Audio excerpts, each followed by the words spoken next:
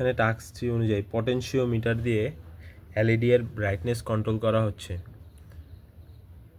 এই টাস্কে এলইডি এর brightness control করা হচ্ছে একটি পটেনশিওমিটার দিয়ে। পটেনশিওমিটার একটি ভ্যারিয়েবল রেজিস্টার। এখানে আরডিনো উনো এর অ্যাঙ্গেল লগ রিড দিয়ে পটেনশিওমিটারের ভ্যালু পড়ে, যেটা 0 থেকে 1023 পর্যন্ত, কিন্তু এলইডি এর পিডাব্লিউএম ভ্যালু লাগে 0 থেকে 255 পর্যন্ত। এই জন্য ম্যাপ ফাংশন ব্যবহার করে এই স্কেলটি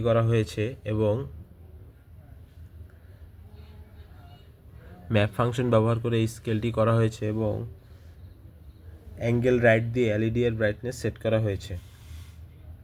মানে নব ঘোরালে রেজিস্ট্যান্স বদলাবে, সুতরাং ভোল্টেজ বদলাবে এবং এলইডি এর ব্রাইটনেস কন্ট্রোল হবে।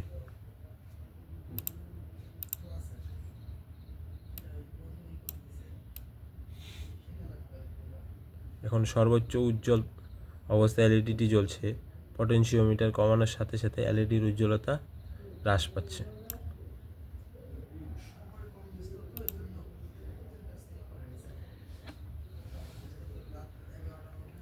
ড্রোনের ম্যানুয়াল থ্রটল বা সেন্সিটিভিটি কন্ট্রোলের বেসিক লজিক হিসাবে এটিকে ব্যবহার করা যেতে পারে।